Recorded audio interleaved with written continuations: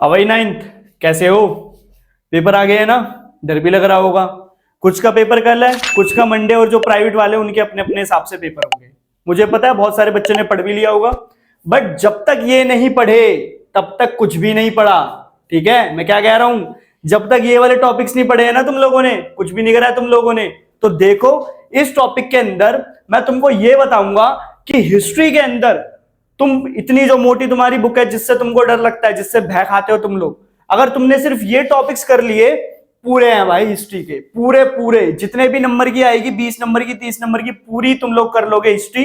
क्या क्या चीजें करनी है यहां पे लिखी हुई है, इससे कुछ भी चीज एक्स्ट्रा नहीं करनी और इससे कुछ भी चीज कम नहीं करनी। एक चीज और, जब भी ये टॉपिक्स तुम लोग करोगे तो इन टॉपिक्स के बारे में एक शॉर्ट नोट अपनी रफ कॉपी के अंदर क्या कर लेना है, तुमको लिख लेना है। ठीक है, और वहां से तुम्हारी राइटिंग प्रैक्टिस भी हो गई और वहां से तुम्हारे टॉपिक भी क्या हो गए, खत्म हो गए। अब शुरुआत करते हैं एक एक करके कि क्या क्या चीजें करनी है। जैसा तुम लोग को दिख रहा है, सबसे पहले तुमको 3 स्टेट्स के बारे में बताना है कि 3 स्टेट कौन कौन से थे, नोबेलिटी, क्लर्जी और थर्ड स्टेट। तो ये 3 स्टेट क्या थे, वो क्या क्या काम करते थे, उनके पास किस किस तरीके की पावर थी, ये चीज पहला टॉपिक तुम लोगों का हो गया कंप्लीट। दूसरा मोस्ट इंपॉर्टेंट क्वेश्चन हर बार आता है और बहुत सारे चांसेस हैं इस बार भी आने के, जो कि क्या है, जैकोबिन क्लब। कब बनाया, किसने बनाया, क्या क्या रीजंस थे जैकोबिन क्लब के बनाने के। ठीक है, ये चीज कर लेना। नेपोलियन बहुत इंपॉर्टेंट टॉपिक है तुम्हारा, जब चैप्टर खत्म होने वाला होगा वहां पे तुम लोगों को नेपोलियन के बारे में बताया जाएगा। छोटा सा पैराग्राफ है, मतलब इतना सा ही पैराग्राफ होगा जितना मैं तुमको बता रहा हूं, और वहां से क्वेश्चन बहुत आते हैं। ठीक है, नेपोलियन भी कर लेना तुमको। उसके बाद जो चीज इंपॉर्टेंट है, अलाइड पावर कौन थे और एक्सिस पावर कौन थे, जिनके बीच में क्या हुई है, वर्ल्ड वॉर 1 हुई है। तो यहां से तुमको अलाइड पावर में कौन कौन से देश थे, एक्सिस पावर में कौन कौन से देश थे, कौन कौन से देश जीते, मतलब सीधा सीधा अलाइड जीती है, एक्सिस जीती, वो बताना है तुमको। और वर्ल्ड वॉर 1 कब से कब तक हुई है और किस जगह से वर्ल्ड वॉर 1 शुरू हुई है और किस जगह पे वर्ल्ड वॉर 1 खत्म हुई है। ये 3-4 चीजें जो मैंने तुमको बताई हैं, वो चीजें तुमको पता होनी चाहिए। मैं वापस से बोल रहा हूं, जितनी भी चीजें तुम पढ़ रहे हो, यहां से उन चीजों के ऊपर तुम एक शॉर्ट नोट लिखोगे अपनी कॉपी में, जरूर याद रखना ये चीज। उसके बाद स्टालिन कौन था? स्टालिन एक बंदा था जिसने कुछ ना अपनी पॉलिसीज बताई थी चीजों को रूल करने के लिए। तो स्टालिन की क्या मेंटालिटी थी, उसको स्टालिन प्रोग्राम कहते हैं, वो भी तुम लोगों को जानना जरूरी है। और लास्ट में हमको जो तुम्हारा लास्ट चैप्टर है पेस्टोलिस्ट वाला, ठीक है, वहां से देखो तुम्हारा ये है कि पेस्टोलिस्ट लाइफ किस तरीके से अफेक्ट होती है। पेस्टोलिस्ट लाइफ का मतलब क्या होता है, वो जो नोमैडिक लोग होते हैं ना, जो एक जगह से दूसरी जगह क्या करते रहते हैं, घूमते रहते हैं, ट्रैवल करते रहते हैं, वो लोग कौन थे, इंडिया में वो लोग कहां से आए और कौन कौन से ऐसे ट्राइब्स हैं जो ये चीज फॉलो करते हैं। उसके साथ साथ जब इंडिया में अंग्रेज आए थे तो उन्होंने एक फॉरेस्ट रूल लाया था। फॉरेस्ट रूल 1986, एक फॉरेस्ट रूल आया है 1986 में। उसकी वजह से हमारे इंडिया के जो पेस्टलिस्ट हैं उनकी जिंदगी पे क्या क्या असर आए हैं, तुमको ये चीज देखनी जरूरी है। तो मैं वापस से तुमको बोल रहा हूं, हिस्ट्री में तुम बेशक कुछ भी कर लो, लेकिन अगर तुमको ये टॉपिक नहीं आते तो तुमने हिस्ट्री नहीं पढ़ी है। तो वापस से इन सारे टॉपिक्स को एक बार रिवाइज कर लेना और हिस्ट्री क्या कर देनी है, खत्म कर देनी है। अब इसके बाद मैं तुमको बताऊंगा जियो में क्या क्या इंपॉर्टेंट चीज है। चलो मार्क करो इसको या स्क्रीनशॉट लो। हिस्ट्री समझ गए, कुछ नहीं करना, जियो पे आ जाओ। एक चीज जो तुम लोग को बहुत ध्यान रखनी है जियो से रिलेटेड, कि जितने भी क्वेश्चन तुम्हारे जियो से होंगे, ज्यादा से ज्यादा तुम्हारे 1 मार्क के होंगे। मैं वापस से बोल रहा हूं, जियो के जितने भी क्वेश्चंस तुम लोगों के आएंगे, मैक्सिमम क्वेश्चन तुम लोग के 1 मार्क में होंगे, या तो एमसीक्यू या तो मैप। सीधी सीधी बात है। अगर जियो तुम लोगों ने लाइन बाय लाइन नहीं पढ़ी है तो तुम खतरे में हो, सीधी सीधी बात है। बट अगर कोई चीज तुम लोगों के बड़े नंबर में आती है, अगर क्वेश्चन आंसर्स में कोई क्वेश्चन तुम लोगों का जियोग्राफी से अटकता है, तो वो इन टॉपिक से होगा, इसके बाहर नहीं होगा, इसकी गारंटी मैं तुम लोग को दे रहा हूं। ठीक है, अब क्वेश्चन आंसर कैसे निकालना है उसके लिए देखो, सबसे पहले तुमको रिवर सिस्टम पता होना चाहिए, मतलब ड्रेनेज। ड्रेनेज क्या होता है, सबको पता है, एक एरिया से जो पानी के बारे में, जब हम किसी एक एरिया के पानी के बारे में पढ़ते हैं तो उसको क्या बोलते हैं, ड्रेनेज सिस्टम कहते हैं। इंडिया में 2 तरीके के ड्रेनेज सिस्टम है, या 2 तरीके की नदियां होती हैं, एक हिमालय होती है और एक पेरिनियल रिवर होती है। अब इन दोनों के बीच में डिफरेंस, मोस्ट इंपॉर्टेंट क्वेश्चन हर बार आता है, और क्या पता इस बार भी आ जाए। ये एक क्वेश्चन कर लिया तुम लोगों का 9th का पेपर सेट है जियोग्राफी का। अब हिमालय के अंदर 3 रिवर है, मैं इसको अलग से लिख रहा हूं, गंगा, ब्रह्मपुत्र और इंडस। इन 3 रिवर से अलग से क्वेश्चन पूछ लिया जाएगा, इसलिए मैंने तुमको ये मेंशन करके बता दिया। अब इसमें क्या करना है तुमको, इनका साइज कितना बड़ा है, कितनी बड़ी है नदियां, इनकी ट्रिब्यूटरीज, सहायक नदियां कि कौन कौन सी जो छोटी छोटी नदियां हैं जो आके गंगा में मिलती है, ब्रह्मपुत्र में मिलती है, तिब्बत में मिलती है, ओ सॉरी इंडस में मिलती है। ये तीनों नदियों के बारे में तुमको अच्छे से पता होना चाहिए। उसके बाद एक चीज और तुमको इंपॉर्टेंट क्या करनी है, यहां से लेक्स, कौन सी, फ्रेश वाटर, मीठे पानी की लेक इंडिया में कौन कौन सी हैं, कहां कहां पे, तुमको ड्रेनेज सिस्टम के लास्ट पेज पे ये आंसर मिल जाएगा। ठीक है, तो तुम लोगों का ये वाला टॉपिक हो गया रिवर सिस्टम। उसके बाद तुमको जो अगली चीज तुम्हारे बड़े क्वेश्चन आंसर में आ सकती है वो है क्लाइमेट का डिफरेंस किसके साथ, सीजन के साथ। ये तुमको पता होना चाहिए। अगर ये नहीं आता तो दूसरा क्वेश्चन पक्का आएगा कि जो हमारे देश का क्लाइमेट है वो क्लाइमेट किन किन चीजों के ऊपर डिपेंड करता है। ठीक है, जैसे अर्थ के ऊपर डिपेंड करता है कि हमारा जो इंडिया है वो इंडिया किस लैटिट्यूड किस लॉन्गिट्यूड पे आता है, सी से कितना डिफरेंस है, या जो ब्रीजेस चलती है यहाँ पे, लैंड ब्रीज, सी ब्रीज, वो कैसी चलती हैं। तो ये सारी चीजें तुमको पता होनी चाहिए कि क्लाइमेट किन किन चीजों के ऊपर डिपेंड करता है। ये क्वेश्चन इंपॉर्टेंट। और लास्ट में यहां से देखो तुम लोगों का different type of forest, India में कितने तरीके के फॉरेस्ट हैं, ट्रॉपिकल, एवरग्रीन, डेसिडियस। तो इनमें से जो बड़े बड़े हैं, जैसे ट्रॉपिकल हो गया, एवरग्रीन हो गया, एवरग्रीन, डेसिडियस हो गया, डेसिडियस हो गया, ये जो चार सबसे बड़े एग्जांपल्स है तुम लोगों के, ये तुमको पता होना चाहिए। और सबसे हटके अगर कोई क्वेश्चन आएगा वो आएगा मैनग्रोव के ऊपर।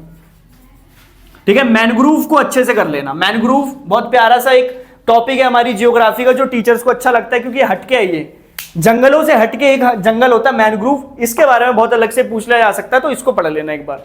तो जियोग्राफी से रिलेटेड जो चीजें थी वो मैंने यहाँ पे बता दी है। जियोग्राफी से डरना मत, एक नंबर की ज्यादा क्वेश्चन आते हैं वो तुम कर लोगे, इजीली टैकल कर लोगे अगर तुमको इंडिया के फीचर्स के बारे में पता है। इतना देख लो। इसके बाद मैं बताऊंगा पॉलिटिकल साइंस में क्या क्या चीजें इंपॉर्टेंट है, फिर उसको क्या करते हैं, खत्म करते हैं। चलो स्क्रीनशॉट लो इसके। जियोग्राफी समझ ली ना, खत्म करते हैं। अब पहले क्या, पॉलिटिकल साइंस, फिर इसके बाद एक ही चीज रह जाएगी इकोनॉमिक्स, ज्यादा कुछ नहीं है, आराम से उसको भी खत्म कर देंगे। अब इसमें क्या चीजें जरूरी है समझते हैं जरा। डेमोक्रेसी। अब डेमोक्रेसी क्या होती है, इसके ऊपर वीडियो बनाई भी थी, तुम लोगों ने देखी भी थी। डेमोक्रेसी का मतलब तुम लोग को पता होना चाहिए। डेमोक्रेसी अच्छी क्यों है, ये डेमोक्रेसी गंदी क्यों है, ये इसी को दूसरी भाषा में बोल ले तो मेरिट क्या डेमोक्रेसी का, डीमेरिट क्या डेमोक्रेसी का, ये दोनों चीजें तुम लोग को पता होनी चाहिए। इसके अलावा और कुछ नहीं आएगा, यहां से खत्म बात। ठीक है, अगली चीज जो तुम्हारी जरूरी है वो है फंडामेंटल राइट। अगर बुक में मिलते हैं तो भी ठीक, नहीं मिलते हैं तो भी ठीक, तुमको पता होना चाहिए कि इंडिया के सिटीजन के पास कितने फंडामेंटल राइट हैं और उन राइट का क्या क्या मकसद है। ठीक है, 6 फंडामेंटल राइट है, पहले 7 होते थे, फिर एक को हटा दिया, जो कि क्या थी, राइट टू प्रॉपर्टी। ठीक है, राइट टू प्रॉपर्टी। और ये राइट टू प्रॉपर्टी के बारे में क्वेश्चन पूछ लिया जाता है, तो इसको भी तुम लोगों को करना है। ये नहीं कि जो 6 दे रखे हैं सिर्फ वही करने हैं, जो 7वां था जिसको हटा दिया गया राइट टू प्रॉपर्टी, तुम लोग को वो भी समझना पड़ेगा। अब उसके बाद जो क्वेश्चन इंपॉर्टेंट है, डायरेक्ट तुम लोगों से पूछा जाएगा, वो क्या पूछा जाएगा भाई, वो पूछा जाएगा कि पावर किसकी, प्रेसिडेंट की, और साथ ही साथ प्राइम मिनिस्टर की। तुम लोगों के पॉलिटिकल पार्टी वाले चैप्टर के अंदर तुमको बताया गया है कि इंडिया में प्रेसिडेंट जी के पास क्या क्या पावर्स हैं और इंडिया के प्राइम मिनिस्टर के पास क्या क्या पावर है। अब वहीं से तुमको यह भी पता होना चाहिए कि इंडिया में प्रेसिडेंट कौन है, उनका नाम क्या है, और इंडिया में प्राइम मिनिस्टर कौन है, उनका नाम क्या है। एक एक मार्क्स में एमसीक्यू के फॉर्म में तुम लोगों से पूछा जा सकता है। लास्ट क्वेश्चन जो तुम लोग का पॉलिटिकल साइंस से जरूरी है वो क्या है, वो है तुम्हारा कि इंडिया में कितने स्टेट्स हैं, पहली बात, और उन स्टेट्स की कैपिटल क्या है, दूसरी बात, और इंडिया में कितने यूनियन टेरिटरीज हैं। ये 3 चीजें तुमको पता हो जाएंगी तो तुम्हारे 1 नंबर के जितने भी क्वेश्चन हैं किसके, पॉलिटिकल साइंस के, वो तुम इजीली क्या कर सकते हो, टैकल कर सकते हो। तो सिर्फ इतना कर लो पॉलिटिकल साइंस में और तुम लोग की पॉलिटिकल साइंस क्या हो जाएगी, कंप्लीट हो जाएगी। इसके बाद जो तुम लोग को मैं बताऊंगा वो बताऊंगा इको का, और यहां से हमारी पूरी एसएसटी जिसके मतलब जिसमें 4 बुकें हैं, उन 4 बुकों में क्या क्या चीजें इंपॉर्टेंट है वो सारी चीजें हमारी खत्म हो जाएंगी। इतना पढ़ लेना, खत्म बात। चलो देखो इसको, स्क्रीनशॉट लो, आओ खत्म करें, फिर इस वीडियो को भी खत्म करते हैं और तुम लोगों के जितना भी डर है उसको भी खत्म करते हैं। जो हमारा क्या है, इकोनॉमिक्स, इस इकोनॉमिक्स को भी हम लोग क्या करने वाले हैं, अब समाप्त करने वाले हैं। कैसे, क्या क्या इंपॉर्टेंट टॉपिक्स हैं जरा वो देखो। फूड सिक्योरिटी इंडिया में किस तरीके से लाई जा सकती है उसको तुमको पता होना चाहिए। तो फूड सिक्योरिटी लाने के लिए सरकार ने बहुत सारे स्टेप्स उठाए हैं, उन्हीं में जैसे पीडीएस शॉप है, मिनिमम सपोर्ट प्राइस है, बफर स्टॉक है। ये चीजें क्या है तुमको इंडिविजुअली इनके बारे में पता होना चाहिए, और अगर तुमसे फूड सिक्योरिटी पूछ लिया जाए तो कलेक्टिवली भी तुमको इसके बारे में पता होना चाहिए, पहली बात। दूसरी चीज जो तुम्हारे लिए इंपॉर्टेंट है वो है पॉवर्टी। बहुत इंपॉर्टेंट है, कोई ना कोई क्वेश्चन यहां से पक्का अटकेगा ही अटकेगा।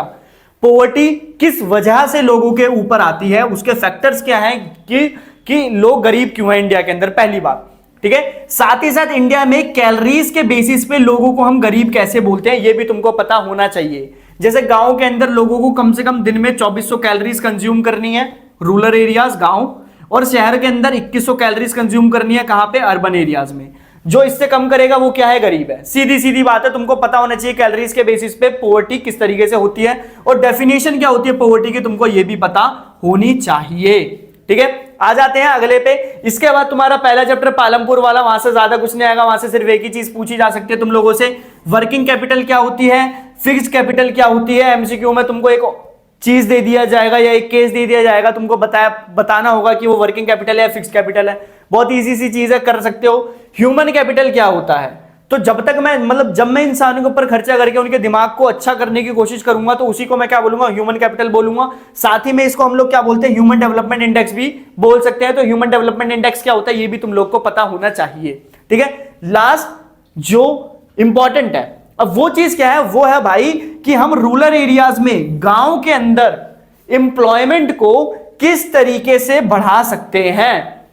जो गांव के लोग खेती करते हैं और खेती में यार उन लोगों को ना सही तरीके से रोजगार नहीं मिल पाता, तो उसको हम किस तरीके से रोजगार देंगे गांव के अंदर, वो तुमको बताना पड़ेगा। जैसे डेयरी खोल के दे दो, या एनिमल हस्बेंड्री करवा लो, या किसी भी तरीके की तुम लोग इनलैंड फार्मिंग करवा लो, जैसे घर के अंदर मशरूम उगा सकते हैं हम लोग। तो कौन कौन से फैक्टर्स हैं जिन फैक्टर्स की वजह से मैं रूरल एरियाज के अंदर जो इंप्लॉयमेंट है उसको क्या कर सकता हूं, बढ़ा सकता हूं।